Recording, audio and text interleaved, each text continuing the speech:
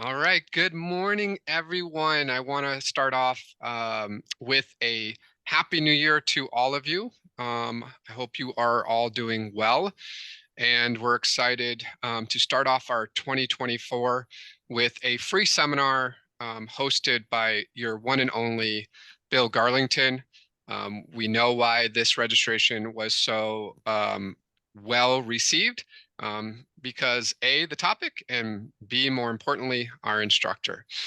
If you do not know me, I'll introduce myself. My name is Daniel Banier. I am the director of Osher Lifelong Learning. If you are an OLLI member, sorry to you have to hear this, but I want to make sure everyone knows who is OLLI and what we are about.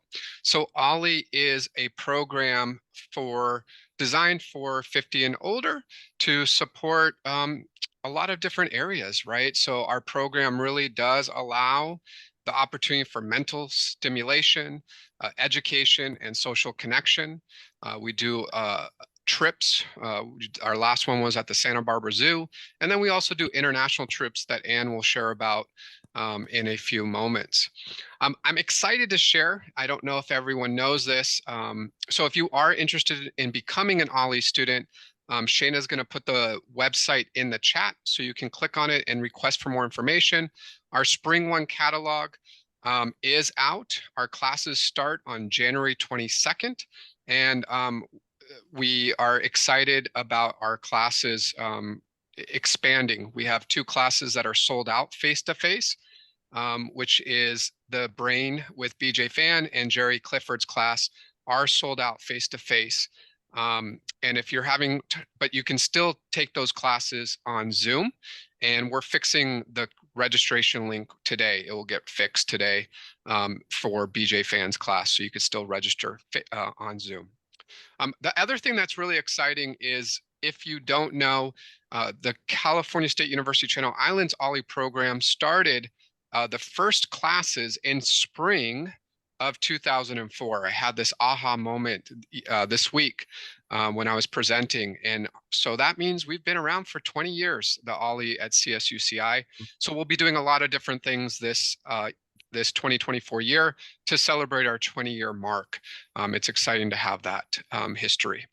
With that being said, I want to make sure everyone on this presentation knows Shayna Celine. She is our full-time OLLI coordinator. Michael Trainer is no longer with us. He went on to Moore Park College in a position that's great for him.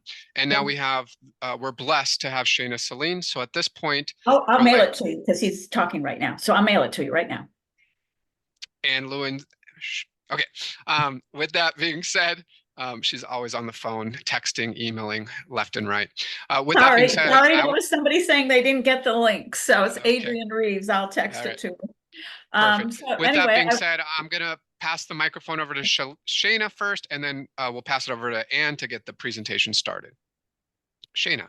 Welcome. Thank you, Daniel. Hi, everybody. It's great to see you all here.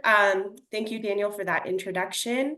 I will be providing a brief introduction of Dr. Bill Garlington for those of you who don't already know him. So Bill Garlington has a Bachelor of Arts and a Master of Arts in History from UCLA and a doctorate in Asian Studies and Sociology from the Australian National University.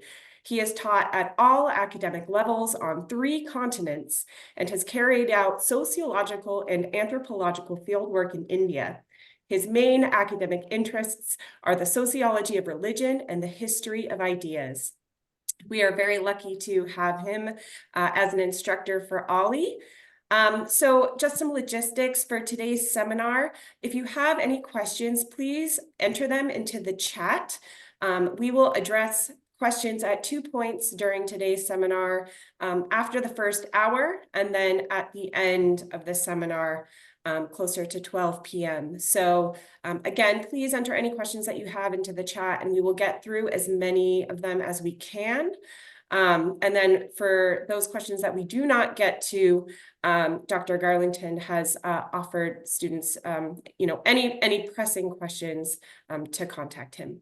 So And I see that we already have a question in the chat. Yes, this seminar is being recorded, and the recording will be posted on our YouTube channel, our newly launched YouTube channel, most likely early next week. Thank you, Daniel, for posting that link.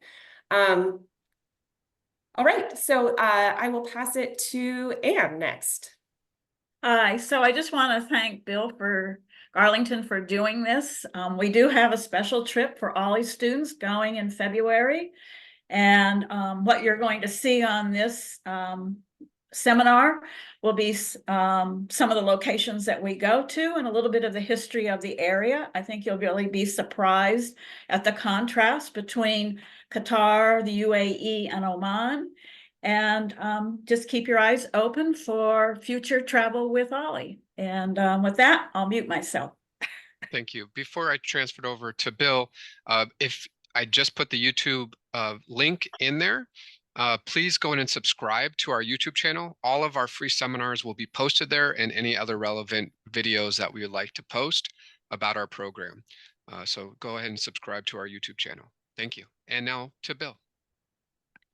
Well, thank you, everyone, and Happy New Year to all those out there in Zoom land.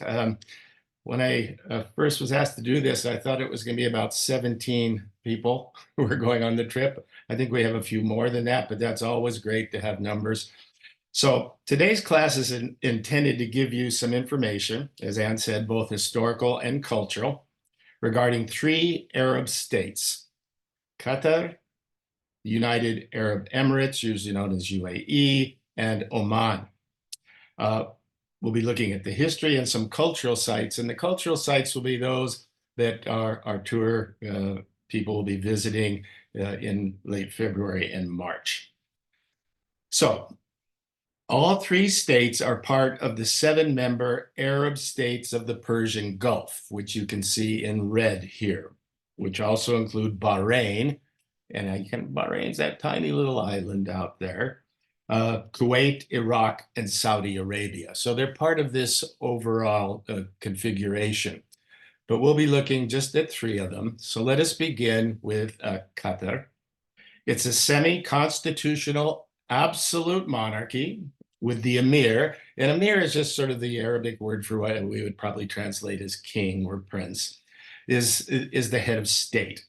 He's also the prime minister and head of government. The religion is Sunni Islam, and Islamic jurisprudence, and that's Islamic law, is the basis of the legal system.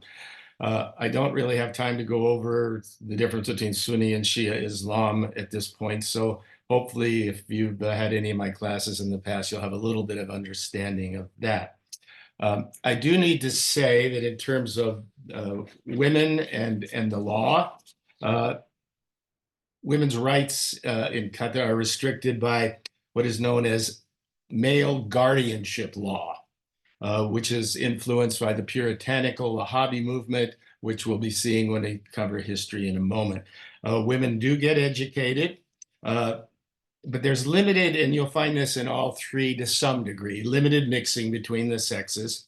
Women in public will probably be seen in the abaya and the hijab. You might see a few burqas, but this will probably be how you will see women in public. The national language, of course, is Arabic, but English is actually the lingua franca of business. Qatar has about 2.6 million inhabitants, the majority of whom live in the capital, 92%, which is Doha. What's interesting is that 88% of the population are expatriate. That means they're not citizens. They come from outside of Qatar to come to work, usually known as the foreign workers.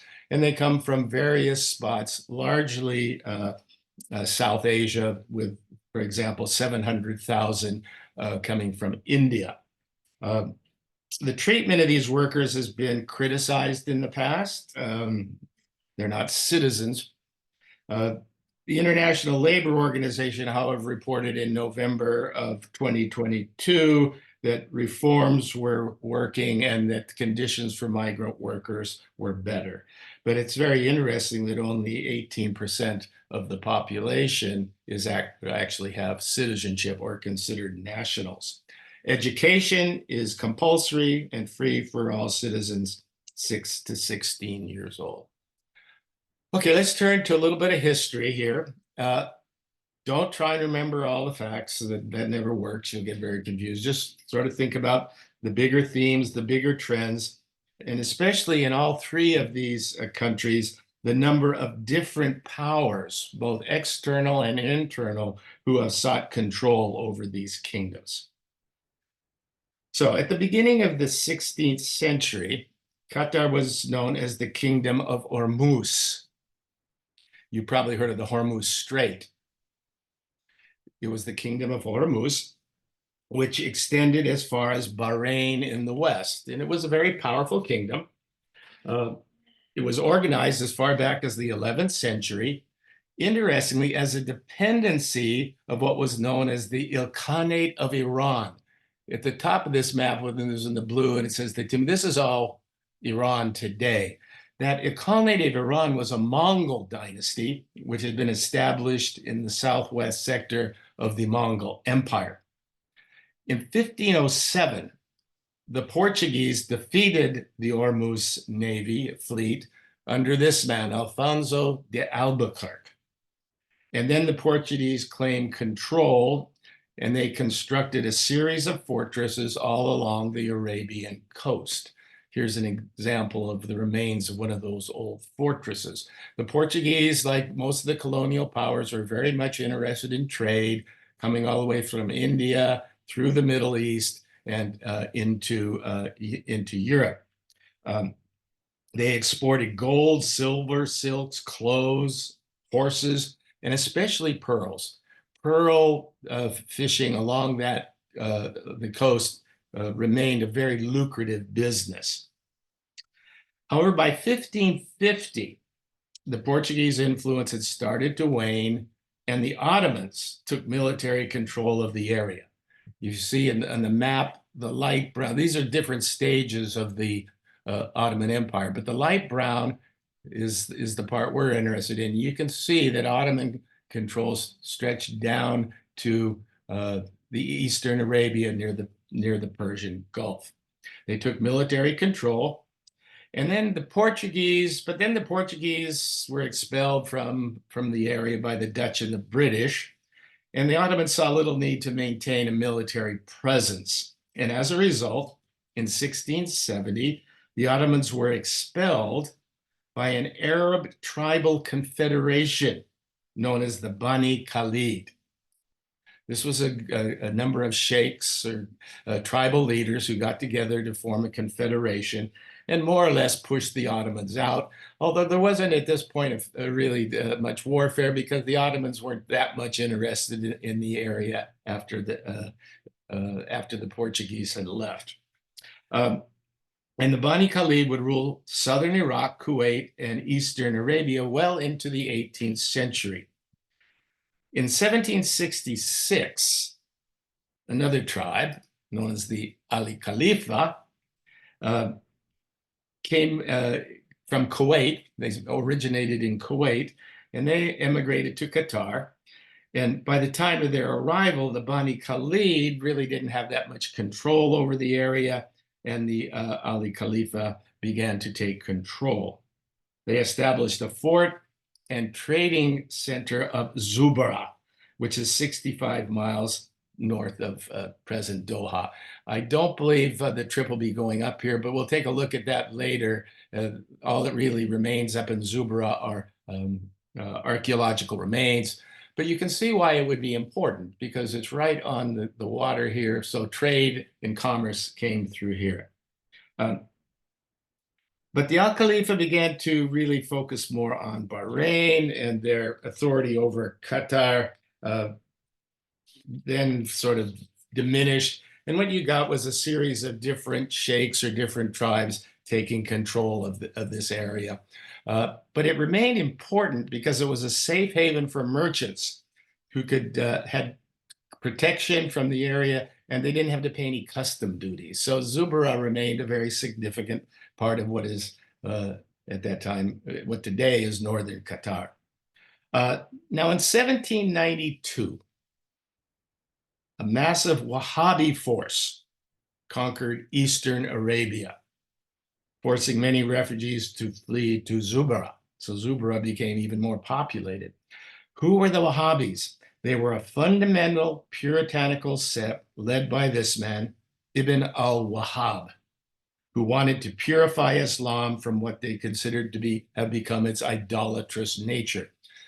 The Wahhabis will become very significant throughout the rest of the history of Arabia. They will eventually make an agreement and alliance with Ibn Saud. And even today, it's al-Wahhab and Wahhabi Islam that dominates in Arabia and has had great influence especially in Qatar over the ages. But in 1795, the Wahhabis were attacked on two different fronts in what became the Ottoman-Wahhabi War. The Ottomans and the Egyptians assaulted from the west, while the Al Khalifa, who are still around, launched an attack from the east. And then in 1811, the Wahhabi emir reduced the garrison in Zubarah. And the fort in Zubarah was set ablaze by the Al Khalifa.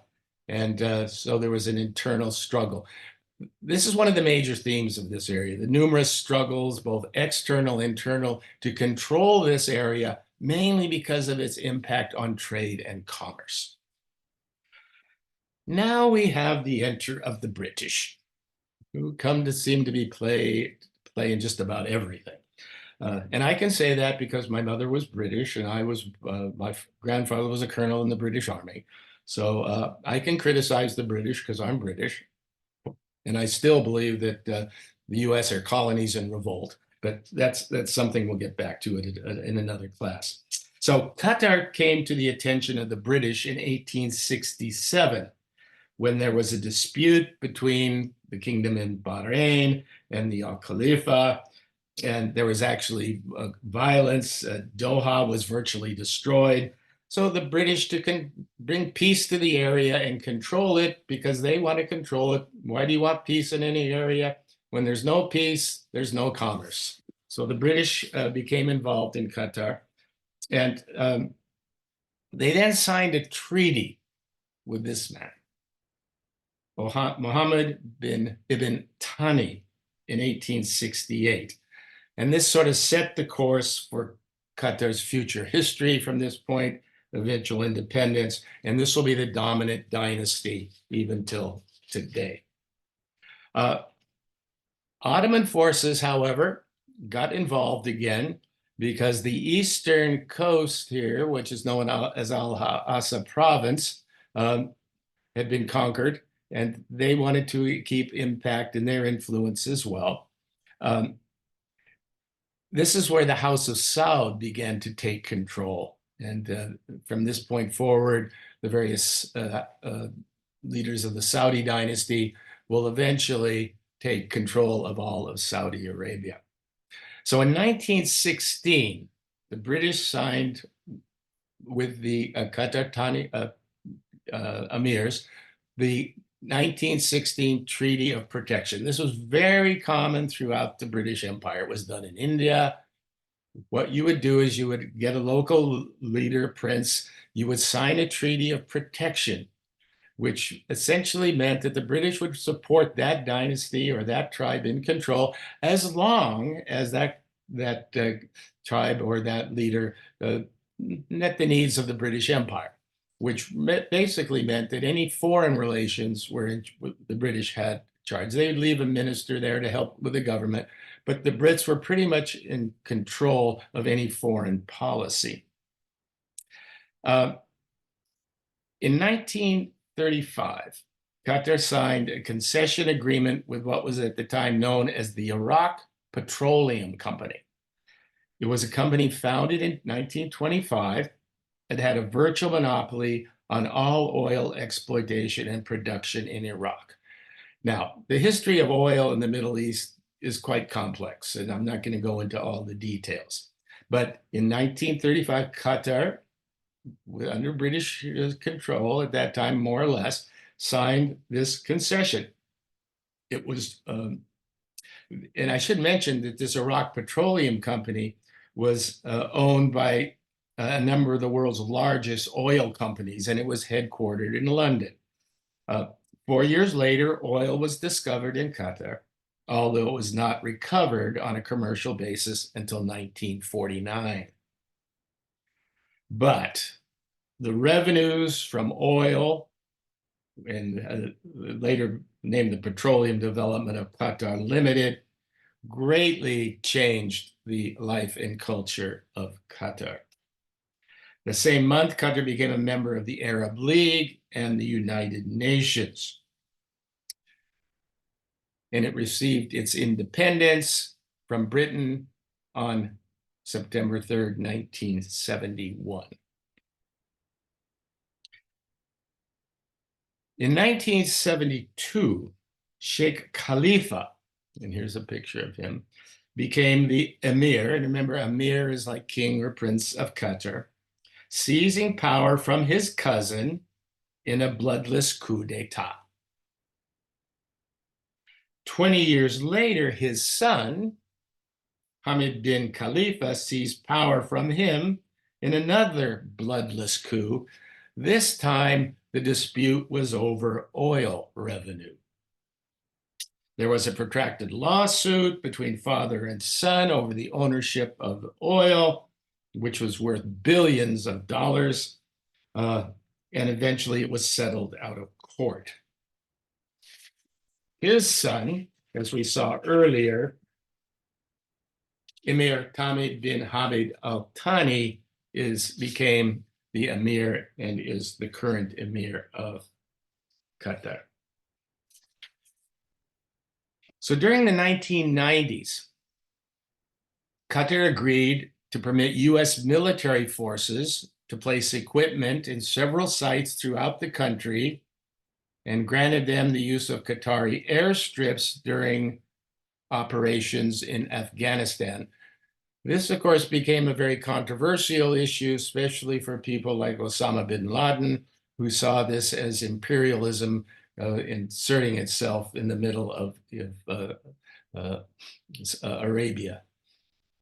The agreement was formalized in 2002, and Qatar became the headquarters for American and allied military operations in Iraq. So a lot of the military operations during that Iraqi war came out of Qatar. With a reputation for impartiality, Qatar has sought opportunities to bolster its international standing by sort of serving as a mediator in Middle Eastern disputes. It tries to act as a neutral force or power in terms of trying to solve disputes. And of course, the latest, it hosts Hamas political leadership in exile, which was actually done or came into being over a decade ago after a request from Washington to be able to establish indirect lines of communication with Hamas, which was considered a terrorist group. And you may have noticed in the recent Israeli-Gaza confrontation, there has been attempts by the Hamas political leadership to get some sort of changes, ceasefire, etc. But Hamas political leadership is housed in Qatar. Okay, in terms of culture, during the 1990s, the Qatari government, with all its revenues, invested heavily in the development with special focus on prestigious cultural projects, which would bring tourism to its country. So our travelers are going to be visiting a number of culturally related sites in Doha. So let us take a quick tour of some of these. First, there's what is known as the Qatar Cultural Village. You may ask why it's a K. This is how it's presented. If you go to the internet and look up Qatar Cultural Village, it'll be under a K. I'm not sure if that's just a transliteration difference or if it's a subset of Qatar, but anyway, the Qatar Cultural Village is opened in 2010, and it covers 1 million square meters. You can see in the background the high rises of Doha City proper. It's designated, or designed, I should say, to celebrate Qatar's rich cultural history and promote exchange between Qatar and other countries around the world. It's a major center for tourists. Nearly all tourists will visit this village. It represents Qatari traditional architecture. It features a wide range of facilities, including an amphitheater that can seat up to 5,000 people,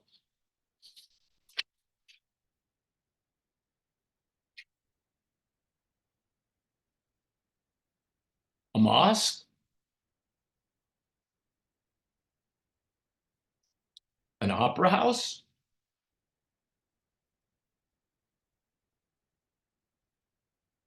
numerous displays. This is a model of Doha,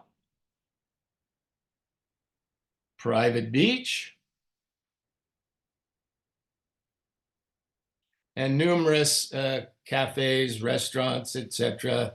A very Arabic sounding name here, Tasty Street. Next, we go to the Qatar Racing and Equestrian Club, established in the early 1960s and officially made public in 1975. It is charged with developing purebred Arabian horse racing events, organizing horse shows, encouraging horse owners to care for and race the best horses, and also for breeding. There's a breeding center. There is also a famous racetrack. It's located at Al Rayyan, about 7 kilometers to the north of Doha.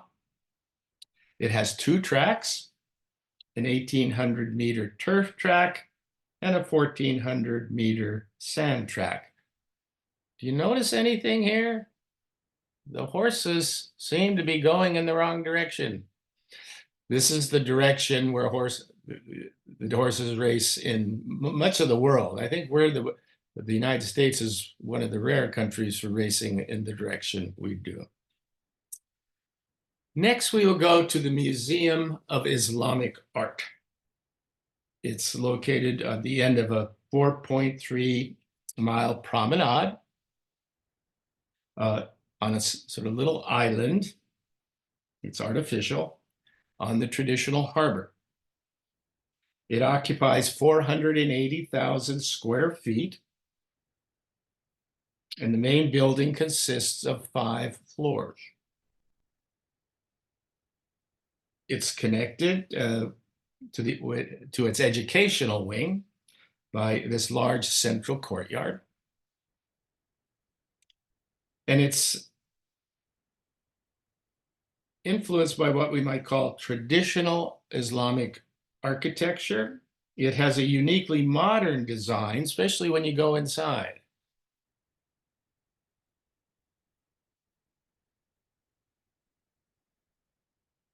The collection represents Islamic art from 3 continents over 1,400 years. It includes metalwork, ceramics, jewelry, woodwork, textiles, glass, obtained from these three continents for this long period of time.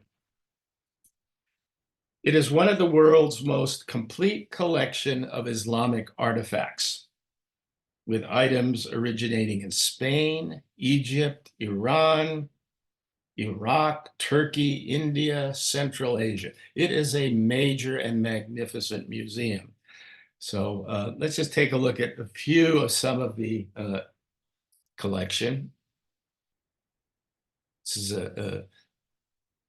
a warrior in his medaled outfit, traditional swords,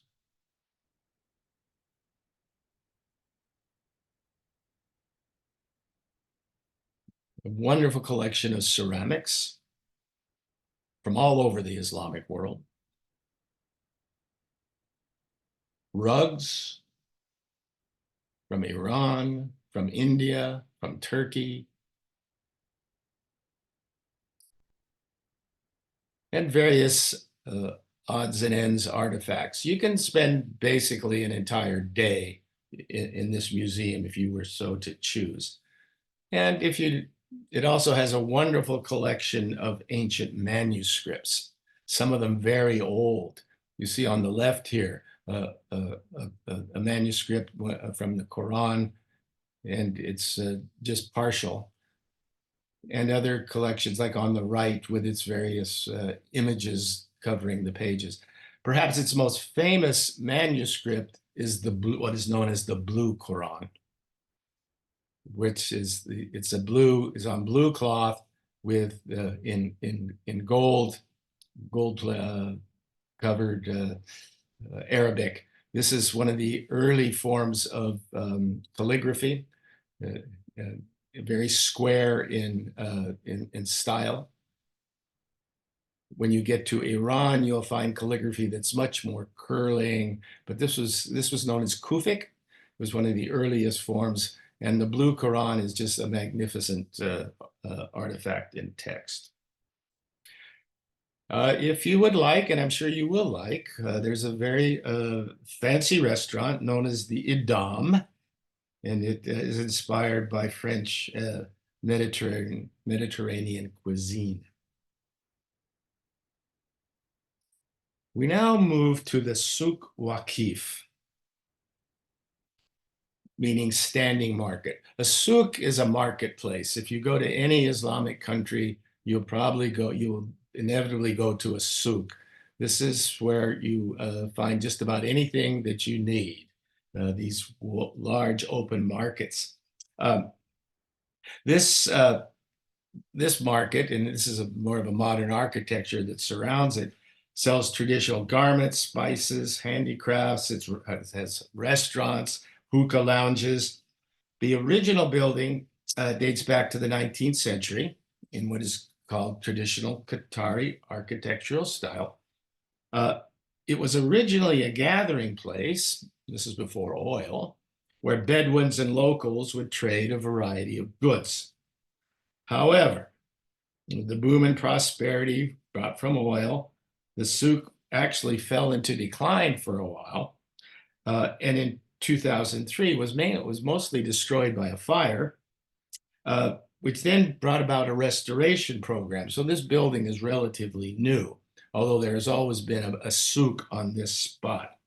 So let's take a little stroll through the souk. Some of you who have traveled to Islamic-based countries, if you went to Tunisia or if you've been to Morocco, or you've visited a souk, but let's take a little stroll.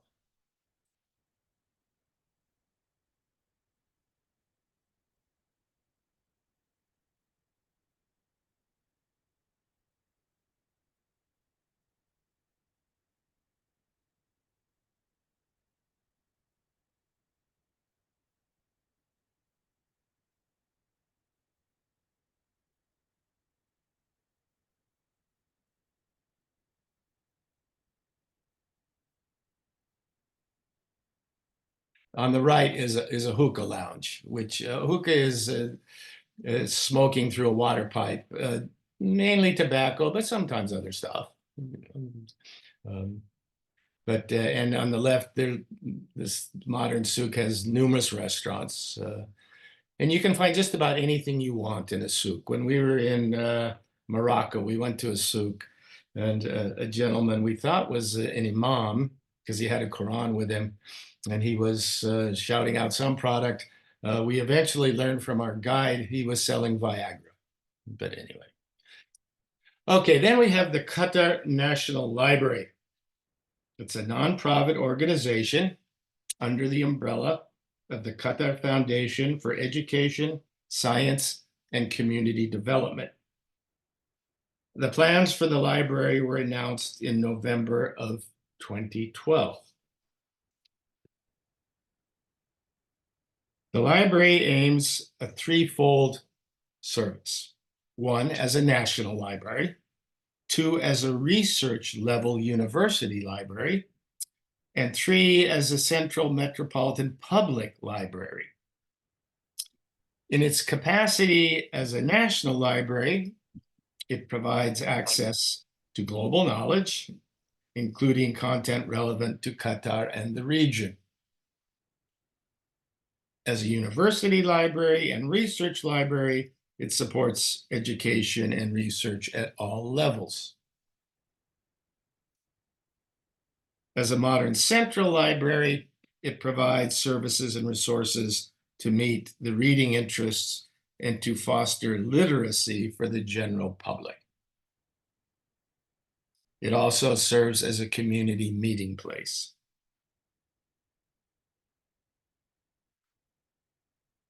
Next, we see the Sheikh Faisal bin Kazim Al Thani Museum, which is a privately owned museum. It encompasses 600,000 square yards. Three-building museum was opened in 1998. It's built over a historic fort. This is the courtyard. Sheikh Faisal, who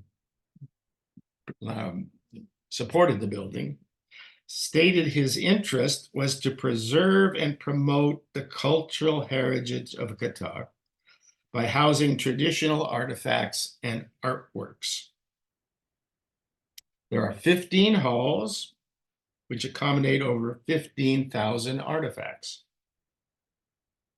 And they're grouped into four main categories: Islamic art, coins and currency, traditional Qatari artifacts, and motor vehicles. So here's just one display of a great range of carpets.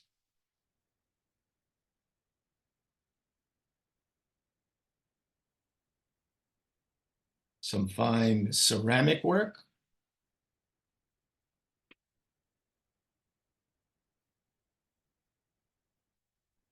Various jewelry and odds and ends.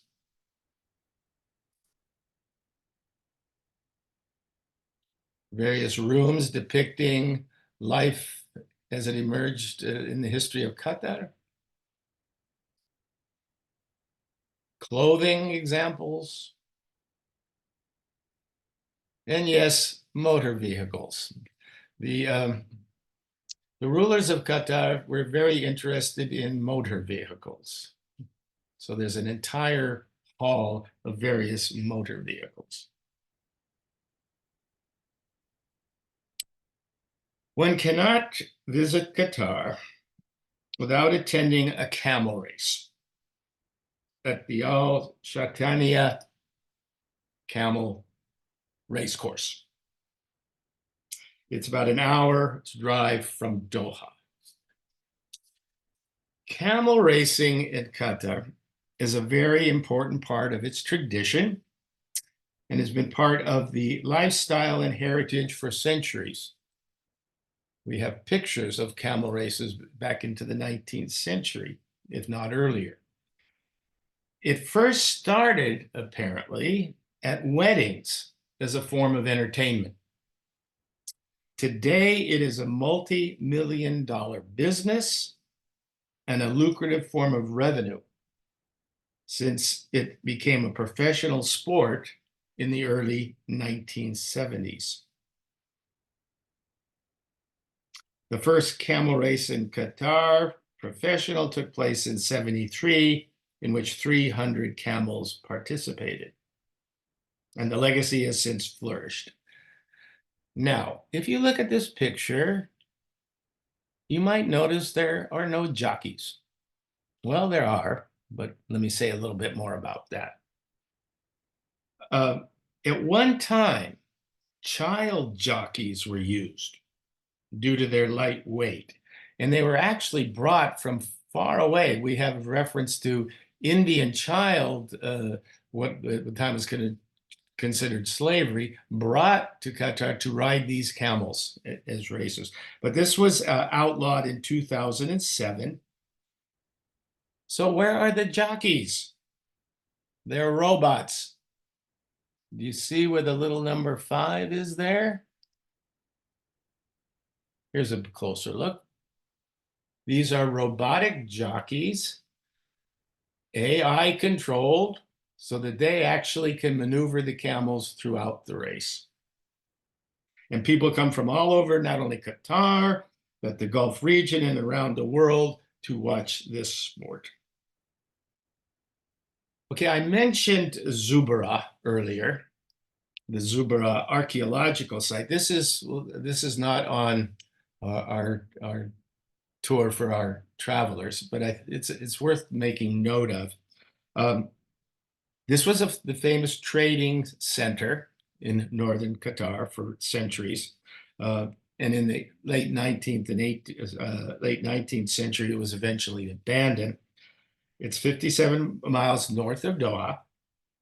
And as you can see, a layer of sand has sort of blown over what was once a very vital community. But there are still elements of buildings, some just more or less the basic structure, and others a little more elaborate, such as forts and houses. So it's very interesting for those interested in archaeology. The Zubara site is a very significant one.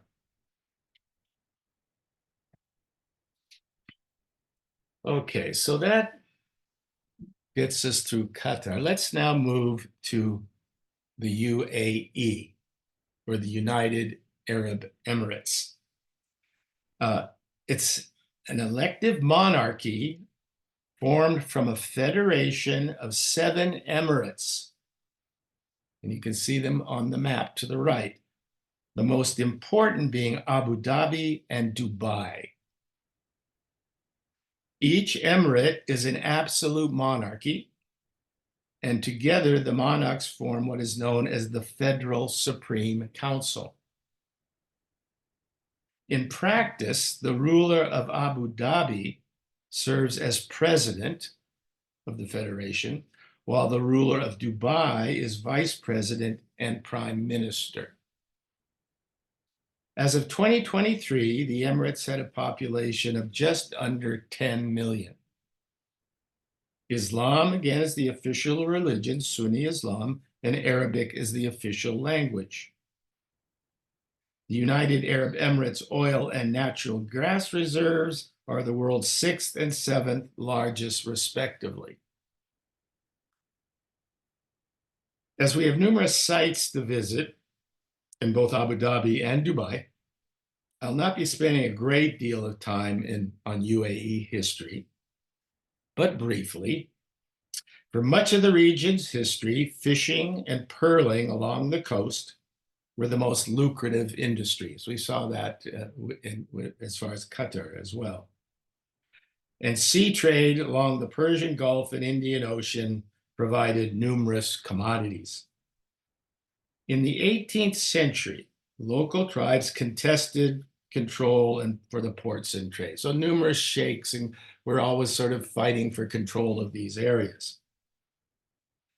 The one dynasty that emerged was known as the Qasimi dynasty, and it expanded its hegemony over much of the coastal region, and by the late 18th century was the dominant political force in the region.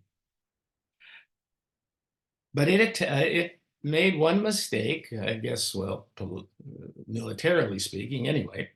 It began to attack British shipping. And as a result, there was a major British naval response that defeated the Qasimi forces, giving the Brits control over what is known as the Omani coast. And with Qasimi in decline, various sheikhs, tribal leaders along the coast began to sign agreements with the British. And there were a series of treaties. There was the General Treaty of Peace in 1820, the Perpetual Maritime Truce of 1853, and an exclusive agreement in 1892. Again, this was a sign of the nature of British foreign policy of restricting their foreign relations to British discretion. So again, the setup was you would have your local sheikhs in charge. Politically, there'd usually be a British ambassador there to just make sure that everything's running smoothly. But the British controlled anything that would be described as foreign policy or foreign relations. And these various sheikdoms, or tribal groups, became known as the Trucial states. And here they are. And a council of the Trucial states began to meet semi-annually in 1952 to discuss various issues, administrative, etc., but not to have any control over foreign policy. In January of '68, following the announcement by the British government that its forces would be withdrawn from the Persian Gulf by 1971, the Trucial states and the sheikdoms of Qatar and Bahrain initiated plans to form a confederation. After 3 years of negotiation, Qatar and Bahrain decided to become independent sovereign states, and the Trucial states announced the formation of the United Arab Emirates, or the UAE, in December of 1971. In terms of oil, on January 5th, 1936, the Petroleum Development Trucial Coast Limited, an associate of the Iraq Petroleum Company, entered into a concession agreement with the Abu Dhabi monarch, Sheikh Shabut bin Sultan Al Nahyan, who you see over here on the right. This was followed in 1939 by a 75-year concession. A concession was largely handing over most of the profits to the shareholders of the Iraq Petroleum Company, which were various European and US companies in this consortium of oil owners. Finally, in 1958, oil was struck at an ocean depth of about 8,500 feet. And in 1959, an onshore well was discovered. These events led to what we now call the haven of global billionaires. Abu Dhabi was the first beneficiary of these vast treasures of oil and used it to fuel massive construction programs, building schools, housing, hospitals, roads.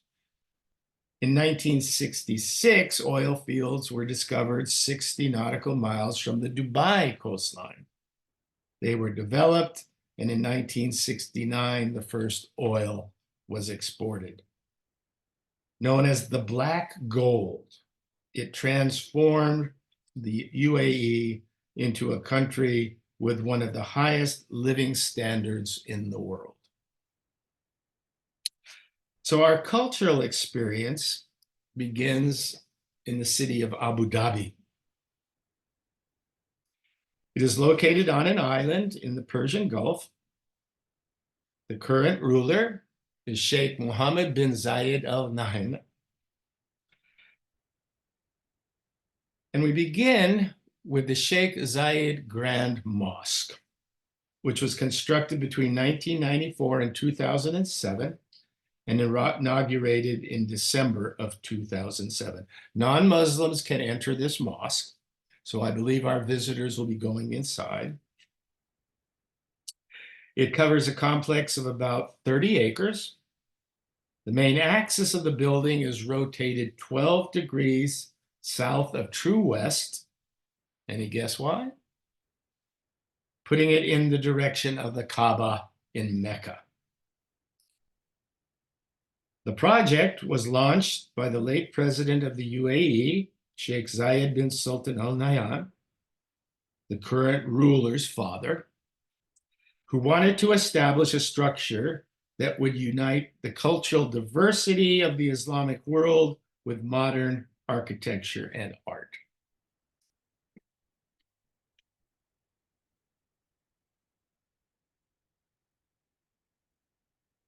In 2004, Sheikh Zayed died and was buried in the courtyard. So this is his tomb in the courtyard outside of the Grand Mosque. The library, which is located in the northeast minaret, not up in the tower part, but in the lower parts of the minaret, provides the community with classic books and publications, ranging from a great range of Islamic subjects. It also has calligraphy, arts, coins, and some very, very rare publications. We now move over to what is known as the Casa al-Hosn, or the Fortified Palace. It's the oldest stone building in the city, designed by Muhammad bil Bakstaki and built in 1761. It's also known as the White Tower, or the White Fort. It was originally constructed as a conical watchtower to defend the only freshwater well on Abu Dhabi Island. It was later expanded into a small fort and became the permanent residence of the ruling sheikh of the time. The tower took its present shape after a major extension in the late 1930s.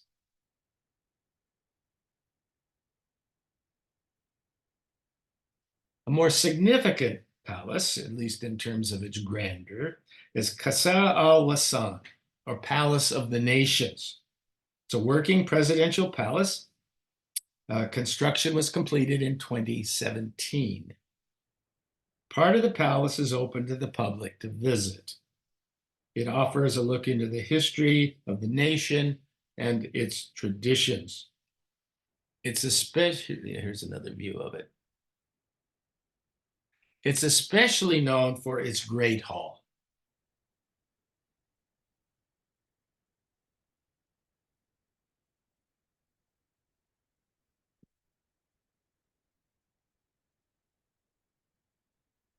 Okay, moving from buildings to a more organic experience, perhaps we can say, there's the Abu Dhabi Falcon Hospital, the first public medical institution exclusively for falcons in the Arab world. It was established by the Environmental Agency of Abu Dhabi and opened in October of 1999. Abu Dhabi Falcon Hospital has become the largest falcon hospital in the world, with a patient influx, and when I say patient, I'm talking about falcons, of approximately 11,000 falcons per year. The agency describes the mission as a goal to protect, conserve, research, and promote captive bred and wild falcons, to promote their health, to lead efforts of the Abu Dhabi government to increase awareness and responsibility of people for animal welfare. Now, I don't know how many of you people believe in something called synchronicity, which psychiatrist Jung spent a lot of time talking about. When things just sort of happen, they don't. Well, yesterday morning, I was coming out of my backyard early in the morning, walking up to my gate, when suddenly right in front of me on my gate was a falcon, just sitting there. It scared the bejesus. It wasn't. And so I backed up, I called my son, and it sat there for about 5 minutes. So the very fact that I was going to be talking about falcon hospitals, a falcon appears, well, you can do with that as you wish. I'm sure Jerry Clifford will not see anything in it but some sort of scientific contingency. But in any case, this hospital actually does care and treat injured falcons. The Louvre Abu Dhabi is a museum located on Saadiyat Island. You can see it in the map here. It runs under an agreement between the UAE and France, signed in March of 2007, that allows the use of the Louvre's name until 2037 and has been described by the Louvre as France's largest cultural project abroad. The museum's design is a floating dome structure. Its web-painted dome allowing the sun to filter through. The overall effect is meant to represent rays of sunlight passing through the date palm fronds into an oasis. It is approximately 26,000 square feet in size, with 86,000 square feet of galleries, making it the largest art museum in the Arabian Peninsula. Artworks from around the world are showcased at the museum with a stated intent to bridge the gap between Eastern and Western art. By 2019, Louvre Abu Dhabi had already attracted 2 million visitors. Let's take a look at some of the collection examples. On the left, you see an 8,000-year-old Jordanian statue or statues. To the right, the 5th century pendant from San Marino. Classical busts. On the right, a dancing Shiva, Shiva Nataraj. On the left, again, it's pages from a Kufic Quran. On the right, Virgin Mary and Child. And art from 3 of the world's great artists, David, Manet, and Gauguin. Okay, before leaving Abu Dhabi and going over to Dubai, and we'll take a break after this, we should take a brief stroll down the Corniche. It's a promenade, you can see it here, that stretches across 6 miles of manicured waterfront, includes children's play areas, separate cycle paths, pedestrian pathways, numerous cafes, restaurants, and beaches.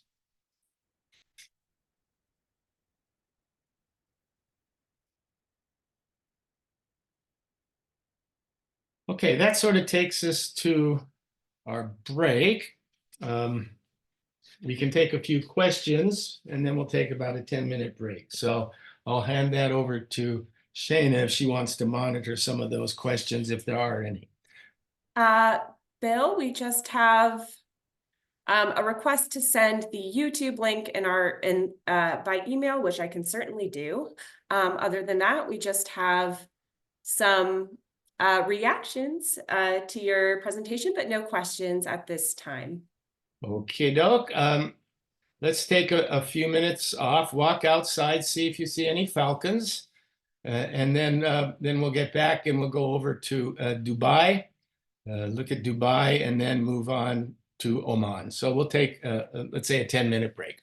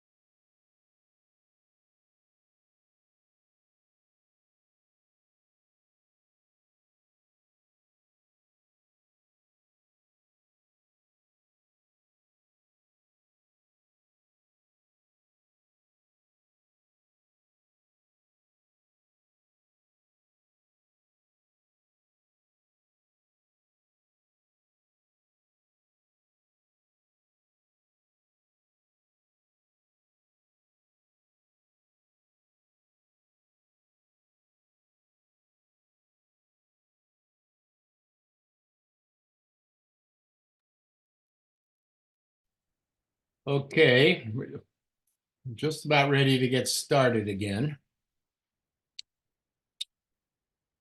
I'll give you a little bit of time to get back to your. Bill, we did have some questions come in over the break. I can Okay. save those to the end if you'd like, unless you prefer to address them now. How many are there, Shannon? There are actually more came in. So 1, 2, 3, 4, 5. Yeah, well, maybe, okay, let's take maybe a few just to get started and then you want to. All right. The first question is, can you please comment on the Falcons satiny pillow hat? No. I am not an expert in falconry, but I believe those are put on so that it keeps their vision straight because birds can sort of see almost to each side, sometimes almost behind them. So I know that they put those on there, especially when they're in training. Bill, those hoods are completely cover their head, and they're used so even when they feed them. Okay, I'm glad Ann is with us because she has a whole number of falcons, right, Ann? I do. And if you have a falcon, you can fly first class.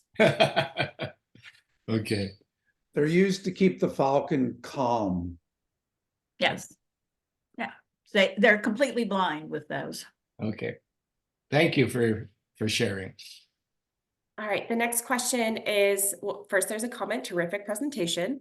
What percent of the UAE population are citizens? Oh, sorry, I think there's a follow-up. Yeah, what percentage of the UAE population are citizens versus expats? About 15% to 85%. Thank you. And then the next one is Qatar has 18% citizens, you said, the rest contract workers. Mm-hmm. What is the percentage in the UAE? Yeah, like I said, 15 to 85. Okay. Yeah, these countries, they bring in workers mainly from Asia, large numbers from India, Pakistan. And when you go there, for example, in Dubai, you'll see that, for example, hotel staff, these will all be foreign workers. The next question is, there are many beaches in these countries. What are women allowed to wear on the beach? There are beaches. I think I showed some. They tend to be more generous to tourists. But I would say in general, when you're in Arab countries, just be conscious of the cultural notion. I mean, you don't have to put on a hijab necessarily, although I don't know, Anne, what the requirements for the trip will be. But sometimes it's just remember where you are. But yeah, the western sections of the beaches are pretty much open to attire, be a Western attire. They just ask you not to be walking around town like that. So beach, pool area, okay. Then even if you come inside, they'd like you to at least put a cover up on. And I probably should say the same about alcohol. Generally in Islamic countries, I mean, one does not drink alcohol. Although in the Western restaurants, etc., at least my experience in Dubai anyway, was that there wasn't any problem. That'll be true for the trip, right? Yeah. I think so. I think Qatar, not as much, and Oman probably not at all. But you never know with the Western hotels. A lot's changed since I've been there. Right. We have 3 more questions, and there are more coming in. So if you'd like to. Why don't we, we'll put those towards the end, maybe. Okay. So we left off in Abu Dhabi, and now we're going to move over to Dubai. The most populous city in the UAE, a population of about 3,600,000. It is the capital of the Emirate of Dubai. Again, 15% citizens or nationals, and about 85% what we call expatriates. It was established in the 19th century as a small fishing village. You ever seen a small fishing village like this? And then developed into a regional trading hub, and then grew rapidly, of course, with the focus on tourism and luxury as a result of the oil The current ruler of the Emirate of Dubai is Sheikh Mohammed bin Rashid Al Maktoum. You see a picture of him to the right. Okay, since we've seen falcons in the Abu Dhabi hospital, why not take a falcon safari? And I think you're going to do this, right, Anne? Yes. Yeah, yeah. With Anne being our falcon expert. So you'll take a drive out into the desert, accompanied by a guide and a falconer, and you can personally handle the falcons. You can see them with their hoods on again. And you learn, the idea is to learn about the behavior. In additional traditional modern falconry training techniques are discussed. So that should be an interesting little outing when you get to Dubai. We now go to visit what is known as the Fahidi neighborhood or the Bastakia neighborhood. It's the historic district whose construction dates back to the 1890s. Primarily built by affluent Persian merchants drawn to Dubai by their rich trade opportunities. In the 1980s, half of the area was destroyed to make way for the development of office complexes.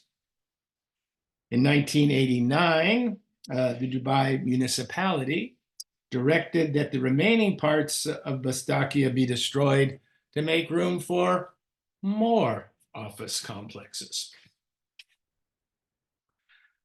The remaining houses were mostly used as warehouses and accommodation for foreign laborers.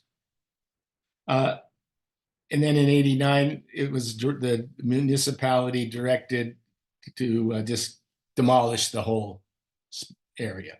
However, a British architect by the name of Rainer Otter, O-T-T-E-R, started a campaign to preserve the area and wrote a letter to Prince Charles. I should now say now King Charles. And during his trip to one of his trips to Dubai, Charles asked to visit the neighborhood and suggested that it should be preserved, and the demolition was canceled.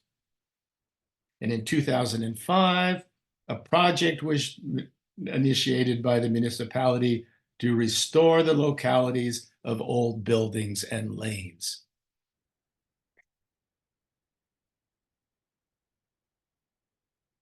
When I was in Dubai in last September, it was, like I said, it was about 105 at the time, and most of the streets looked like this. There was hardly anyone out.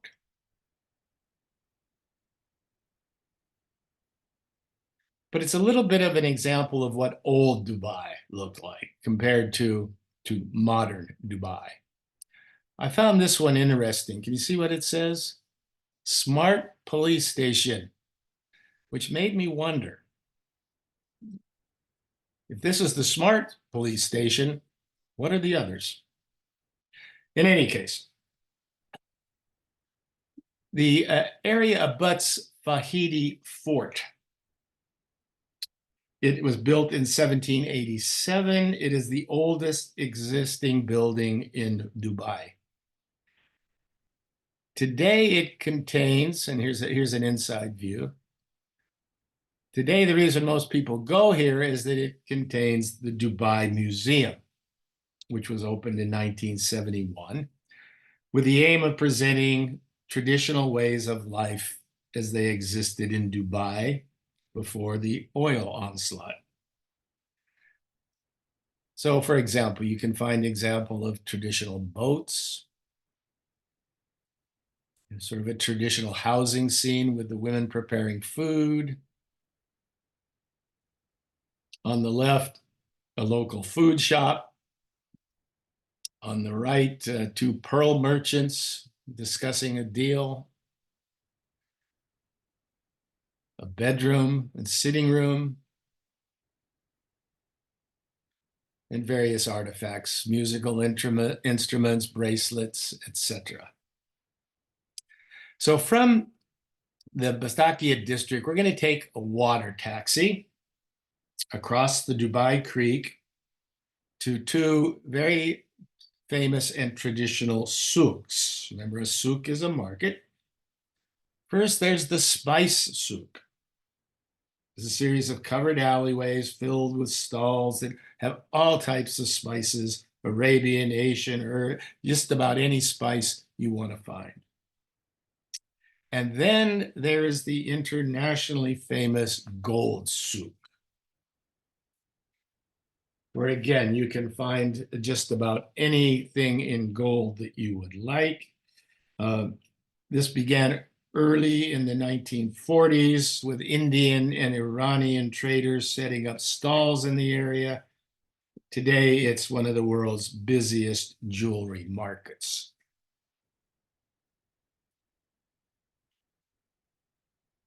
Okay, if I say Dubai to most people today, what it tends to be famous for is its iconic modern architecture. For example, the Burj Al Arab, a luxury hotel. It's one of the tallest hotels in the world at 1,063 feet. It stands on an artificial island and is connected to the mainland by a private curving bridge, which you can see on the right. The shape of the structure is designed to resemble the sail of a ship.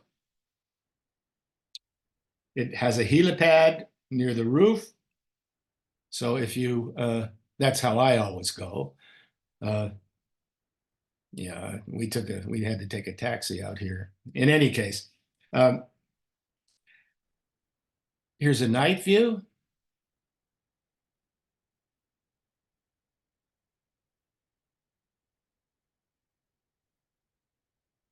The interior.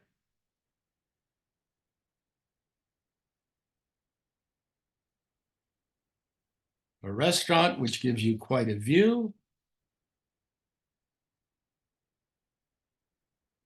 And the Royal Suite, which I believe you reserved for yourself, right, Anne? Of course. Yeah. And then there's the Burj Khalifa, the world's tallest building. Total height of 2,722 feet, or just over half a mile. You take an elevator all the way, you can take an elevator all the way to the top, and you're entertained by a multimedia presentation of the history of Dubai. And here's a view from the top. A room with a view.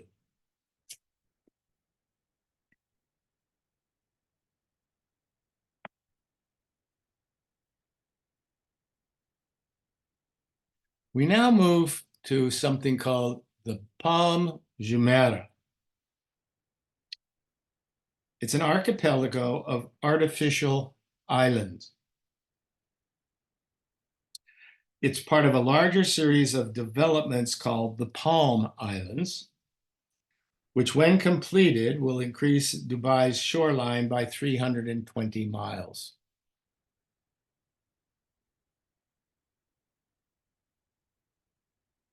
The islands were created using land reclamation. We now go to the Dubai Miracle Garden, a large flower garden that had its grand opening on Valentine's Day 2013. It occupies 780,000 square feet, making it the world's largest natural flower garden, featuring 50 million flowers and 250 million plants.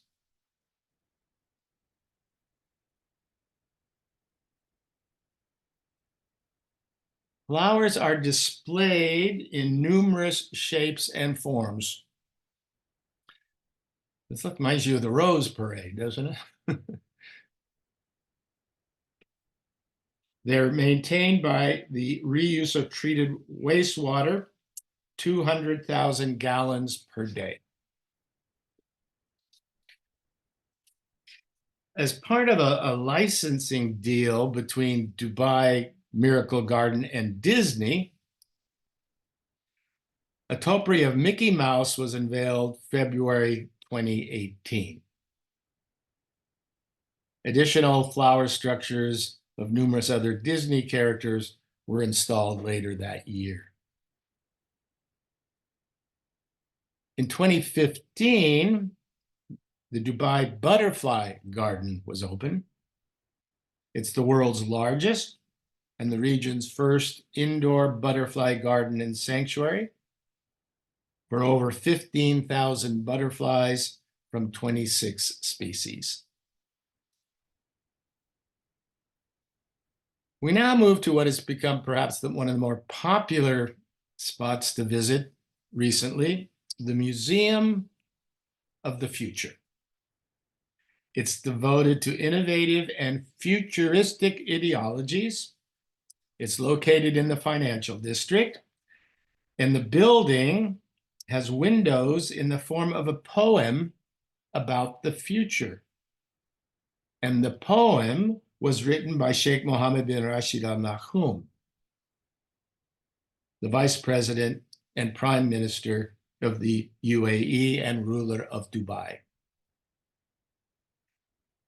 The museum takes you on a journey to the year 2071. It's a home of 7 floors, and the museum dedicates 5 of its floors to exhibits based on a variety of themes. For example, you can visit a virtual reality room,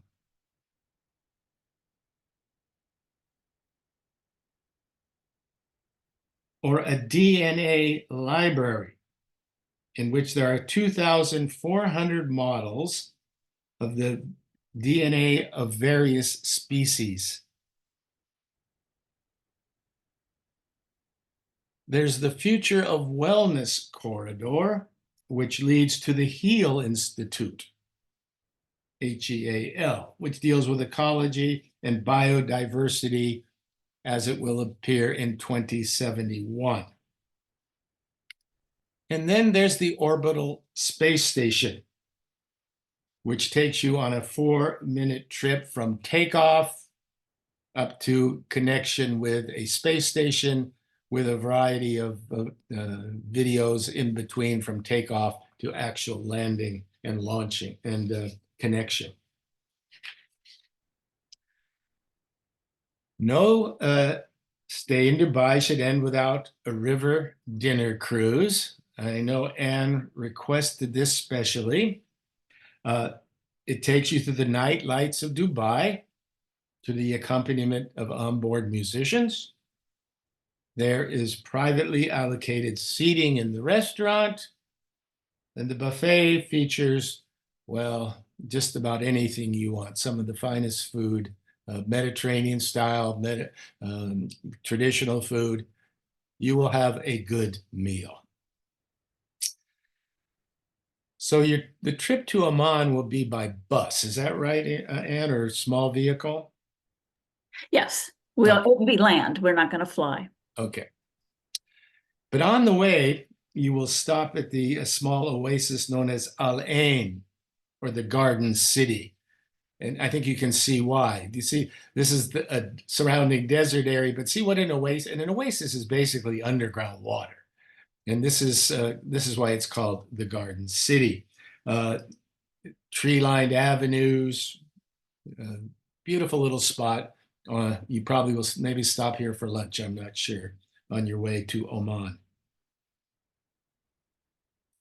So here we have Oman. It's situated on the southeastern coast of the Arabian Peninsula and spans the mouth of the Persian Gulf. It shares borders, as you can see, with the UAE, Saudi Arabia, and Yemen. You may notice up at the top, there's this small little green area, the Musandam Peninsula. That is technically part of Oman, although sometimes the UAE has some governance in there as well. I believe it was established in the 70s when there was a bit of a revolt in this area. The British were still pretty much looking out for things, and they decided that it should be part of Oman.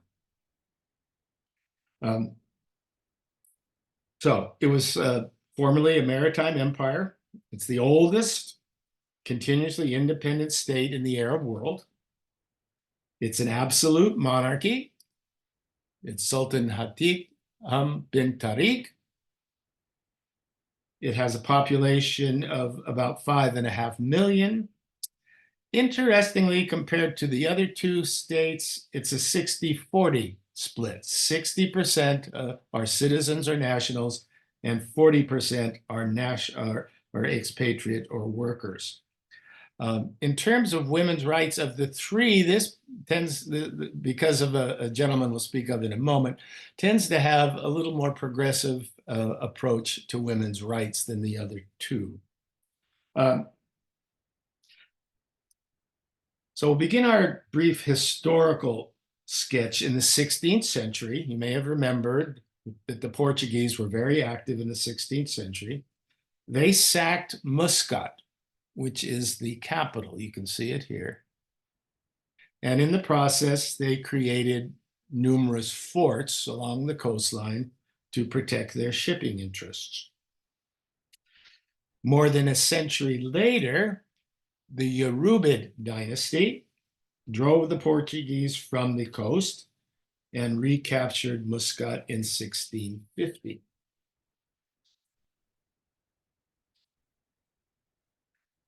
And then occupied the various settlements, the Portuguese settlements in the Persian Gulf and all the way down to East Africa coastal regions. You can see the stretch here in the green on the map.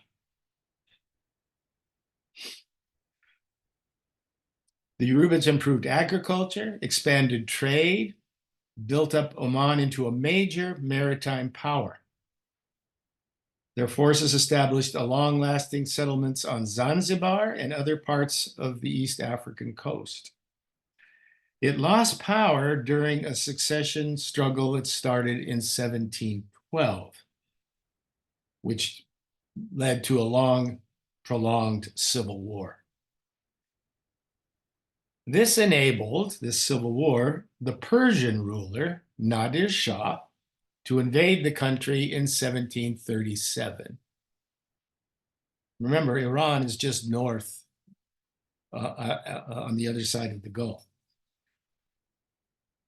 And the foreign intervention brought with it, as it usually does, a revolt.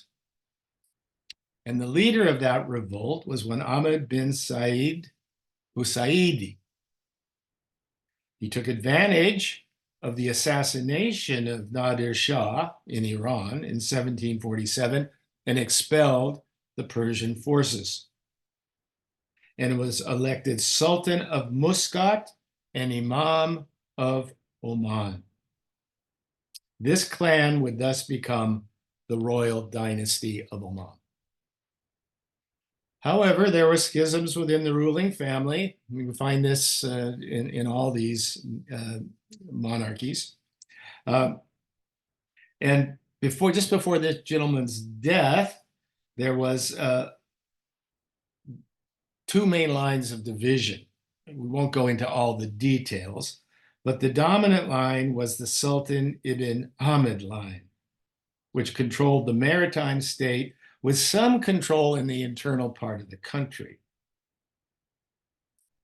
During Sultan Said bin Sultan's rule, this was his son, 1806 to 1856, he was able to unite most of the country and build up an overseas colonial empire. You can see on the map, the part orange on the top is present-day Oman, but under his rule, it stretched all the way down into what is now parts of Somalia, Kenya, and Tanzania. It was a major maritime empire. What led to its decline was the British prohibition of the slave trade in the mid-19th century. Much of the empire's wealth was based on the slave trade. And when the British got rid of it, the empire began to decline, the economy collapsed. A lot of the families from Oman actually went down to Zanzibar. And between the years 1850 and 1870, the population of Muscat fell from 55,000 to 8,000. So there was a big disruption in the Omani Empire. Britain, seeing its chance, seized most of the overseas possessions and concluded several commercial treaties, again based on the British imperial model and presence. United we stand, faith, king, and empire. Something my grandfather believed till his dying day. During this time, two internal and conflicting bases of power emerged. Here we see that there was the Sultan in Muscat, where you see the star. And then there was what was known as the Imam of Nizwa. If you just go from Muscat down a little bit to the left, you'll see the city of Nizwa. These became competing powers. In 1920, there was something called the Treaty of Sebes, which granted the Imam rule in the interior while recognized the sovereignty of the Sultan in the coastal areas. So for a while, it was pretty much a divided kingdom. But then in 1932, Said bin Timur became the Sultan of Muscat. He was backed by the British government, who in turn maintained vast administrative control over the Sultanate of Muscat. In 1937, an agreement between the Sultan and the Iraq Petroleum Company was signed to grant oil concessions.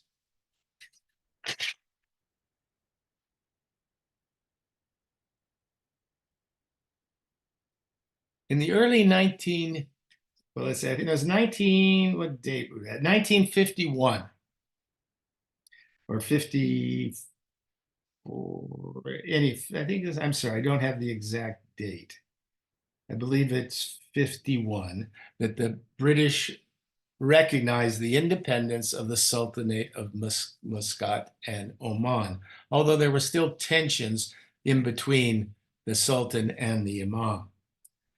And this gentleman, Ghalib bin Ali, who was the Imam of Nizwa, started a 5-year rebellion against the Sultan because the Sultan had broken the Treaty of Sebes. Why? Oil was discovered in the Imam's area of control.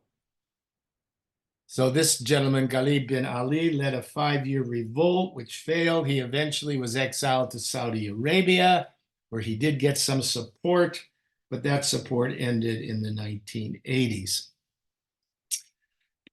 In 1964, there was a rebellion in the southern province of Dhofar, which you see down near the bottom. It was a Soviet-led rebellion, which lasted 6 years. So there was a lot of disturbance in the southern part of the Sultanate.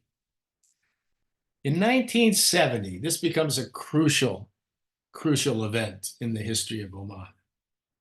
There was a coup d'etat by Qaboos bin Said. You see him here on the right. That's his father, who we saw earlier, Said bin Timur. The son has a coup against his father, and he comes to power. And he was able to put down that insurgency in Dhofar. And part of it was by offering amnesty to many of the opponents. Qaboos seemed to be a man of unity. He wanted to make Oman bring back the glory of the Omani Empire. He established a modern government structure, launched a major development program with the oil money to upgrade educational health facilities. He supported the building of modern infrastructure, as well as developing numerous natural resources.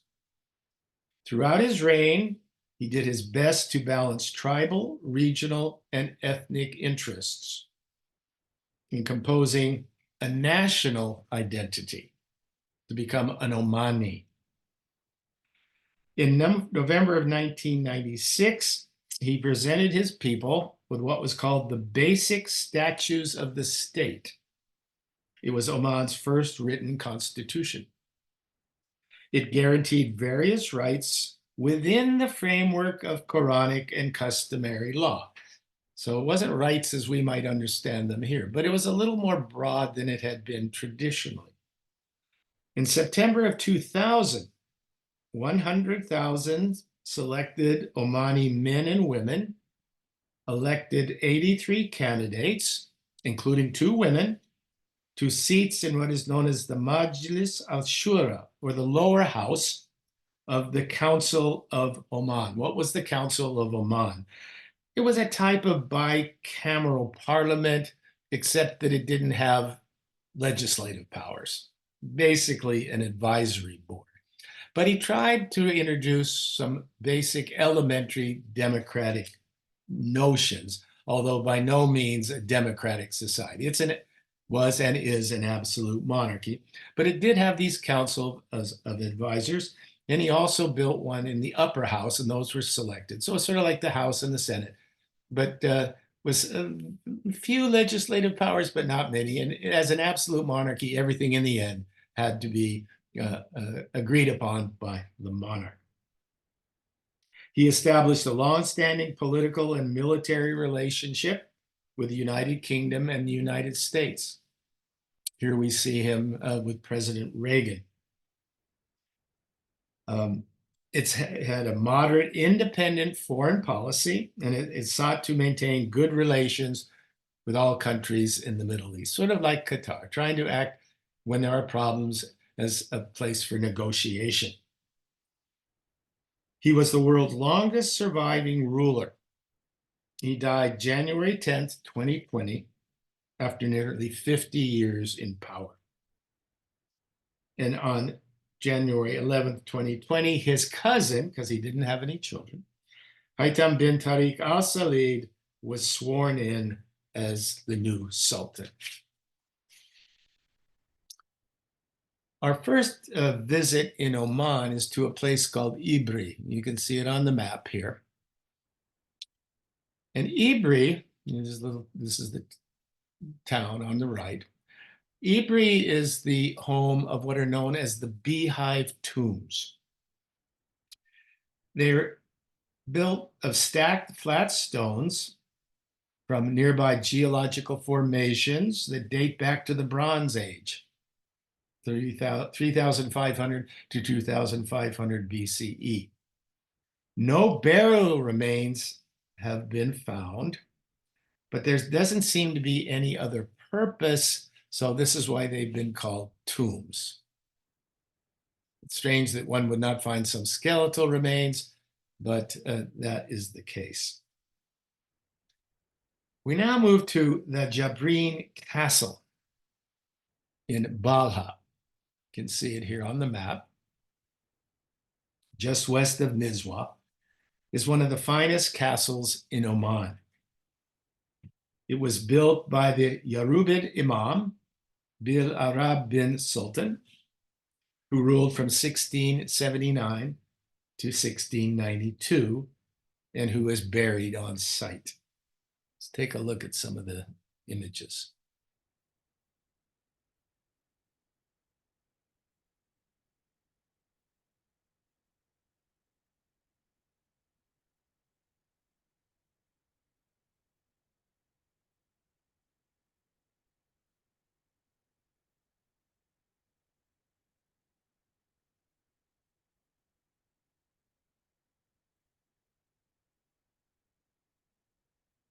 Those are wooden slats that have been preserved from the 17th century. It also housed the small madrasa, or Quranic school.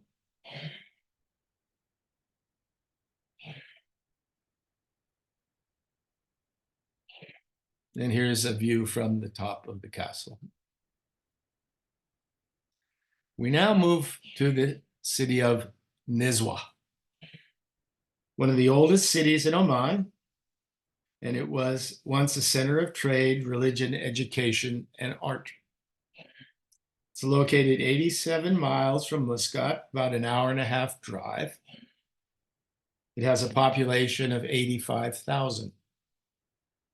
Strategically located at the crossroads of routes linking the interior and to Muscat, and this was the home of the Imam of Nizwa, which we mentioned earlier, which for a period of time controlled politically most of the area around the Nizwa and much of the interior of the country. Today, it's known primarily as a date growing area, large date farms. And it has the famous Nizwa souk. Yes, you're going to see a number of souks. That's just part of the trip. It is one of the oldest souks in the country. Contains a variety of goods, as all souks do, from fruits and vegetables to spices and live animals. Take a little stroll through here.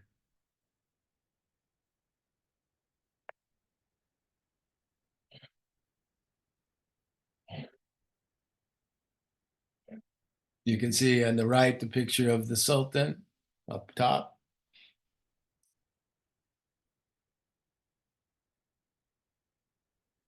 Yes, you can even buy live animals in this souk if you so desire. I don't know how they'll fit on the bus, but Anne will figure it out.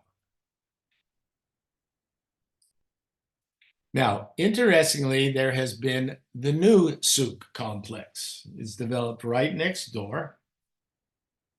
It is complete with air-conditioned halls. So if you prefer the Camarillo outlets, then go next door to the new souk complex. But I would suggest that you'll get a lot more out of the old souk.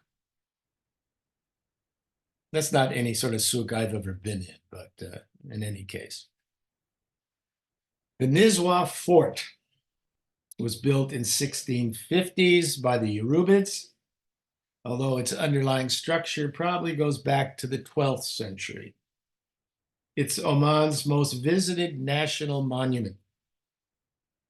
The foundations reach 90 feet into the ground, and a portion of the tower is filled with rocks, dirt, and rubble.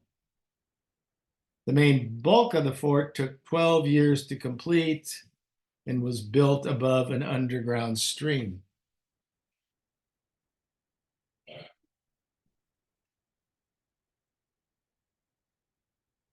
It was a formidable stronghold against various raiding forces. It was a strategic location, like I said, at the crossroads of trade routes into the interior.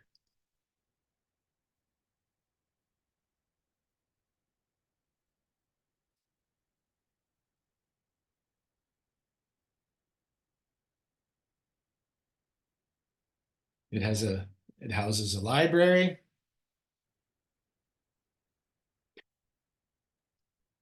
And you have a nice view of the city from the fort. We now move on to Muscat. It's the capital, most populated city in Oman, with a population of 1.7 million. It was a regional military power in the 18th century, as we saw, and had its influence extended all the way down to the east coast of Africa. Since the accession of Qaboos bin Sultan in 1970, Muscat has experienced rapid infrastructural development and has led to the growth of a vibrant economy and a multi-ethnic society.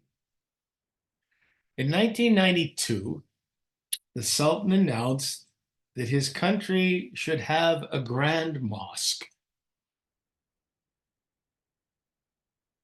Construction commenced in December of 1994, and it took 7 years to complete. It's made of stone with door, windows, and embellishments of wood and glass.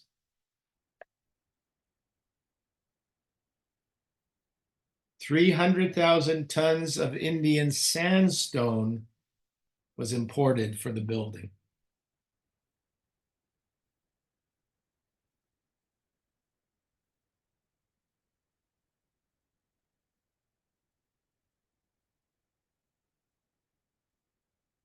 A grand mosque is also referred to in most Islamic countries as the Friday Mosque.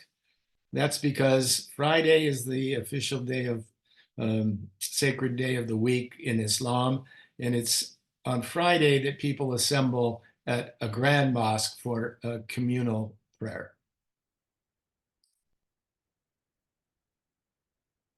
The prayer hall is square in shape, which is a bit unusual for mosques, 244 by 244 feet.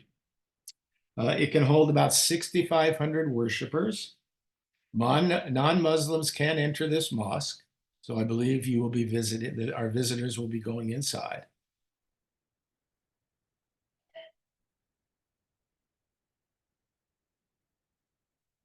The central dome rises to a height of 160 feet.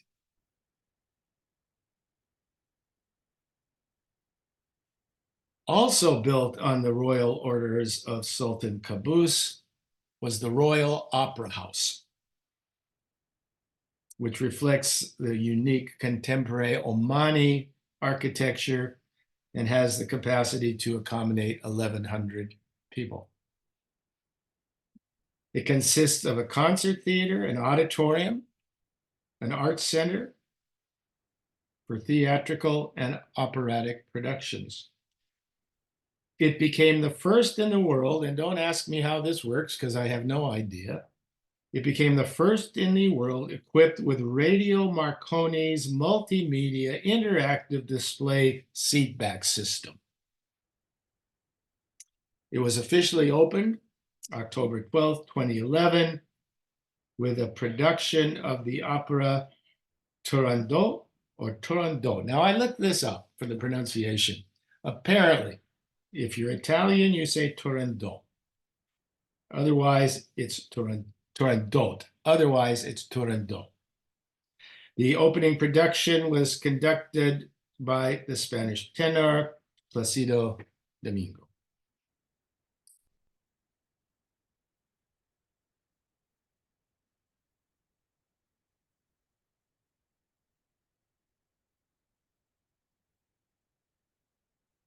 It is surrounded by a lush green garden and a top quality restaurant, where I'm sure you will probably be able to get beverages of any sort. We now move over to the National Museum, established again by royal decree. Qaboos was quite a builder. He really wanted to bring Oman up to international standards. So he built this grand mosque. He had built the opera house. He established this museum in 2013. It opened in 2016, designed to be the Sultanate's flagship cultural institution, showcasing the nation's heritage from earliest human settlement to the present day.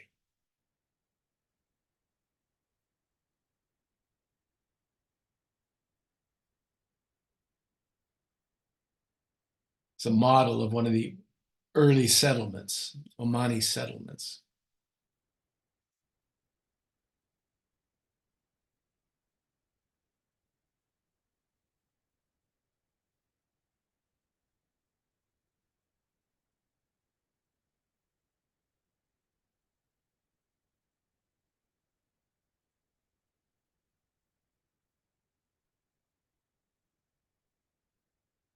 Yes, the Omanis were great sailors, as you must have been able to figure out from their control of down the coastline.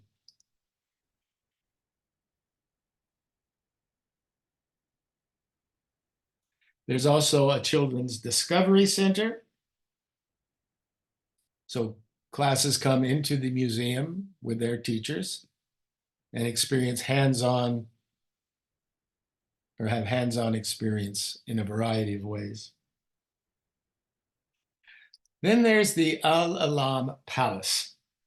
It's one of 6 of the Sultan's residences. It was built 200 years ago.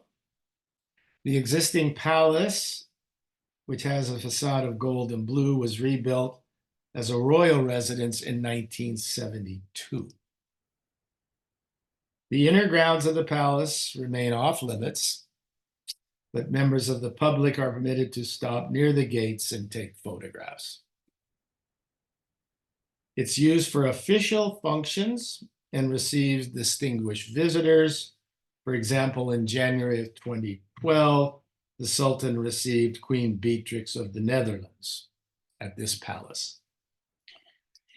It's surrounded by 2 old Portuguese forts, the Mirani and Jalani forts. So the white down here is the palace, and you can see the forts. And yes, another souk. This is an interesting one. It's known as the Mutra Souk. It's one of the oldest marketplaces in Oman, dating back 200 years. It's located adjacent to the harbor, and its traditional name was Al-Dalam, which means darkness in English. And it was the local name for the souk because at the lower ends and some of the deeper hallways, it was so dark that you had to have a lamp to make your way around. Take a few views.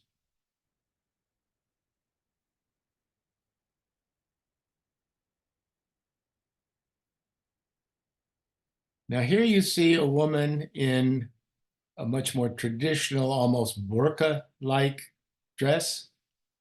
Again, Oman, like the other states we have visited, really puts limits on how women should appear in public. It's called public space. So often the face will be covered, the hair will be covered, sometimes the entire head.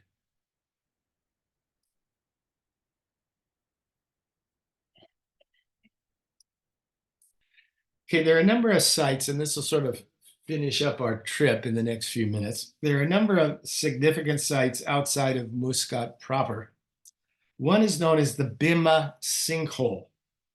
It's a water-filled depression in its limestone. It's in limestone on the eastern Muscat Governorate. It's about 80 miles south of Muscat. It's a lake of turquoise waters. It's 150 by 210 feet wide. You can see stairs going down to it. It ranges in depth from a few feet to over 300 feet. It was formed by a collapse of the surface layer due to the dissolution of the underlying limestone. However, the locals believed it was created by a meteorite, hence the Arabic name Hawayat Najm, the deep well of the falling star. Nearby is what is known as Wadi Tiwi. Wadi is a canyon, and the Wadi Tiwi is a canyon near the Hajar Mountains. It's been continuously inhabited for at least 1,000 years, which is interesting. Although it's a desert, the water drains down from the mountains and flows into the upper part of the wadi throughout the year. And it creates numerous small pools where visitors and tourists often like to go and take a dip. I don't know if you'll be dipping, Anne, but there are opportunities. No dipping. No dipping. Okay. Anne says no dipping. But I think you all will be visiting a village in the Wadi Tiwi area, which should be very interesting. Yes. Okay. Further down the coast is the small city of Sur. It's a coastal city that used to be a focal point of trade because you can see by its location why it would be such a trade. In the 16th century, it was under Portuguese rule, but was liberated in the 17th century, as we saw, and continued to be a thriving city into the 19th century until the British outlawed the slave trade. So you'll be a few sites that you'll see there. An old merchant house, a lighthouse, and a shipyard. The ships are known as DOWs, D-H-O-W, some of the old ships are keep there. Okay. I know I told Ed I would sing for him. Now it's time to say goodbye to all our company. So Allah Ma'ak, may God be with you for those on our trip and for those throughout the rest of the new year. So that brings us to an end. Again, if we have some questions, we can take them now. I think I'll try and get out of my screen. Let me see if I can do that. Can I unmute and ask a question? I think we're, Shayna, how are we dealing with this? We do have several questions that have been in the queue in the chat. Okay. Marianne, if you don't mind just entering your question into the chat. There we go. Okay. All right. So we have a question about alcohol that I think we already addressed. The next question is, Hamas's political leaders live in Qatar. Why do they stay there rather than Iran, their main sponsor? Because Qatar has always taken this role as mediator. If they were in Iran, that probably would not be possible. So they're sponsored through Iran, but they exist with the agreement. And this was established, like I said, a decade ago by Washington as a way of communicating with Hamas, because Hamas is officially a terrorist group and no state likes to directly communicate with a terrorist group. So that's why you have this mediation, and Qatar serves that purpose. If it was in Iran, you wouldn't have any communication. Thank you. The next question is, must women be accompanied in UAE? In public, they're not tourists, but if you are if you live in the UAE, the general rule, yes, is accompaniment in public. Not totally, but that has been the general sort of rule. But Dubai, especially, Dubai is a different place. You can get away with a lot in Dubai that you can't get away with in other places. Although you got to be careful. You got to be careful. So I would always say try and be moderate in whatever you do. Okay, another question is, do the foreign workers come alone to work or do they bring their families? They come alone. Okay, great. This is very common, and this has been very common, especially through Indian history. They come alone, they live there, they send money back to their families. Mhm. And periodically, they'll go home and visit. Thank you. Are all of these new offices in Dubai for foreign investors? And if so, from what countries? Every country. I mean, there's foreign investment is what Dubai is about. Dubai is known for its luxurious economy, its numerous big companies have offices there. It's a center of international business. How much of the water in the UAE is from desalination? I don't know the exact figures, but there are big desalination projects. I should also mention that if just outside of Dubai, there is a gigantic solar panel field, which covers acres, so that they're trying to also make use of other sources than oil. So, but I don't know the exact figures, but there are desalination plants and money is being poured into them. Can you discuss the type and importance of agriculture in these nations? A lot of the food is imported, a lot of imports. There are centers of agriculture, but these are desert areas. There are oases. but a lot of the basic food products, I don't know all the details on this, but a lot of there are some wheat fields outside of Dubai, but by and large, I think a lot of the food is imported. Okay, we have more questions coming in, so there's about 8 questions left. I also want to be mindful of your time, Dr. Garlington. That's fine. The playoffs don't start till Saturday. All right, sounds good. Do you know why the UAE doesn't extend clear to the north, and there's a section of Oman that is separated from the rest of the country in the south? Yeah, that one little area there there's sort of joint governorship between Oman and the UAE, as I understand it. Sometime in 1970, it was sort of like a breakaway province. The British decided they needed to put it under official control, and they offered it to Oman with some UAE governorship. I think the two countries sort of both have some say in what goes on there. Right.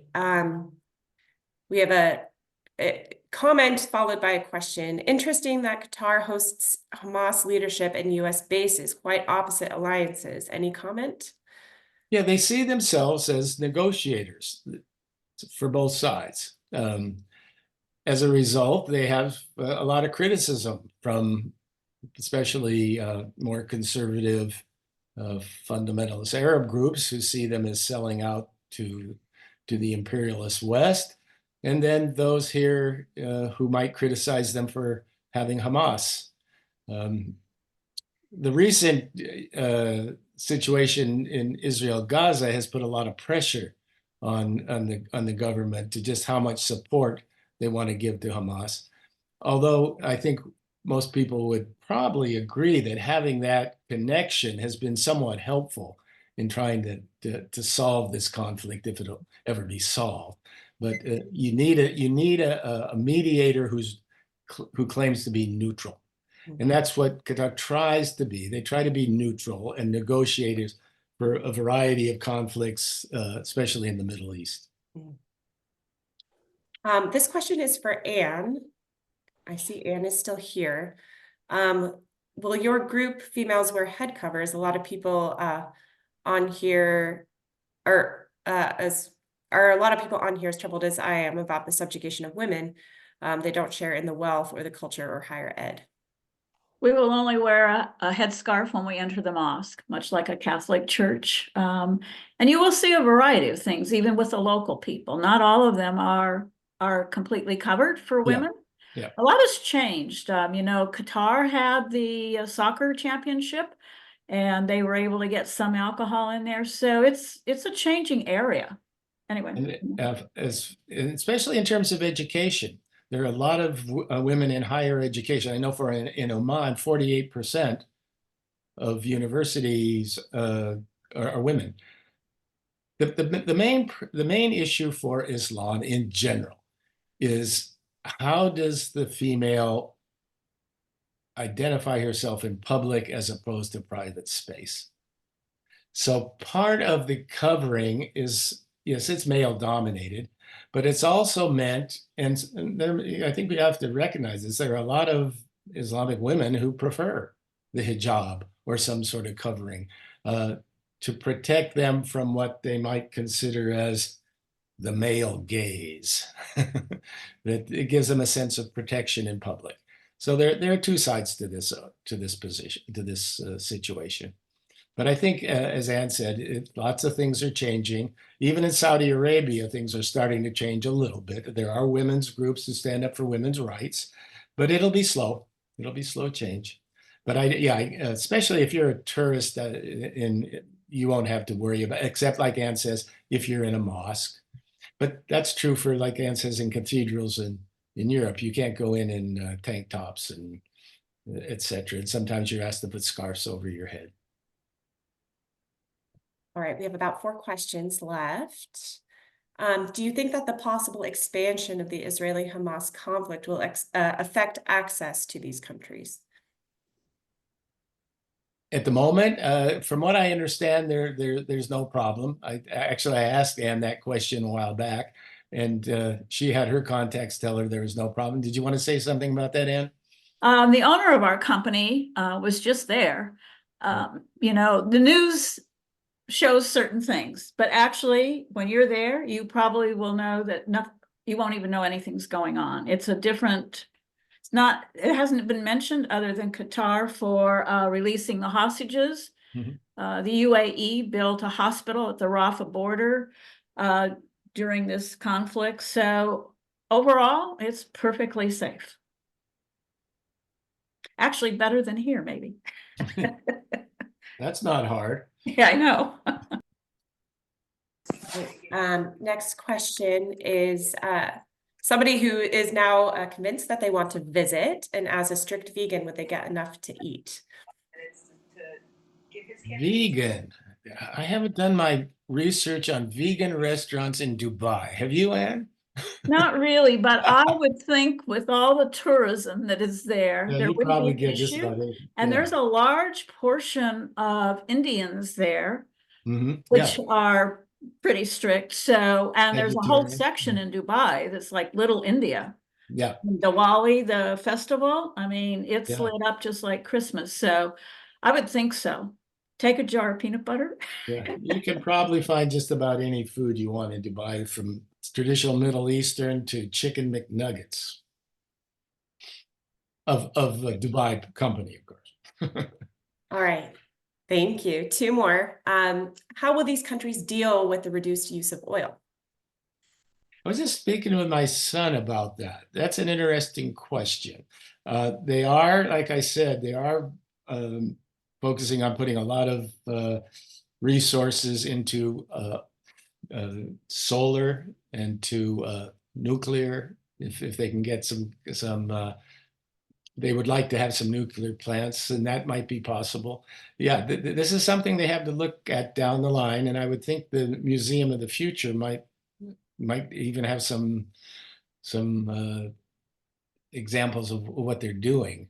But I know there are big solar panels just outside of Dubai.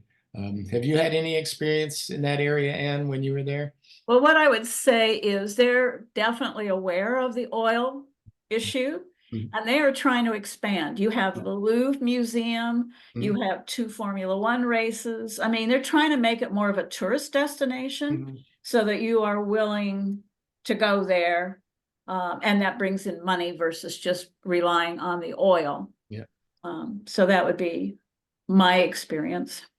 And for any of those who might be soccer fans, or what they call football in England, you know, the UAE is very much involved. They own a couple of the of the major football clubs, so it's a world economy. All right, and last but not least, do the citizens of Qatar and Abu Dhabi receive cash payments from the government from the profits from oil? I believe so, although I don't know the details about that. I believe there is some distribution at some level, but again, I wouldn't claim to know all the details about that. Do you know, Anne, of anything? What I have been told is they pay no taxes. Right. Education there and abroad is paid for. They all medical there and abroad is paid for. They don't work. Overall, they do not work. If they're in an office, it's kind of because the new law is that you have to hire somebody, but they don't, a local, but they actually don't work. I mean, they bet on the camel races. You can win a Ferrari and $1 million. I mean, it's a whole different world, and there's no taxes, absolutely no taxes. So, and if you were to go there, or if I was to marry one, you can't own anything. The workers can only own a car. You cannot own anything. So it's closed in some ways. And then, Anne, can you discuss the current status of the trip? Are there any openings? No, this trip has been out there for over a year. And so no, it's full, and it would be almost too late. Although you can get visas upon arrival for those that might think of going. But yeah, it's a custom trip and a very small group. So All right, great. Keep your eyes open for the next one. Yes. All right. Well, thank you so much. Thank you, everyone, for joining us today. Thank you, Dr. Garlington, for staying a little over to answer everyone's questions. I'm going to put our YouTube channel in the chat one more time. So the recording will be available here. So we recommend subscribing so that you're notified of when it does become available. And then I will add the Ollie website one more time for new folks who are joining us today. And if you're interested in joining Ollie for one of our 6-week classes, registration is now open for spring 1. This website, you can look at the catalog, see all the courses and their descriptions, and also enroll for the classes that pique your interest. All right. Thank you so much again, Dr. Garlington. We appreciate your time and your expertise. And thank you, Shayna, for hosting.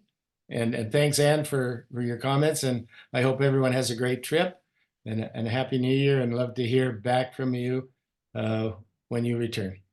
Thank you, because your presentations always help a lot, make our trips far more enjoyable. Good. Okay. Have a great day. Happy New Year. Everyone. Bye. Bye, everyone. Have a good week.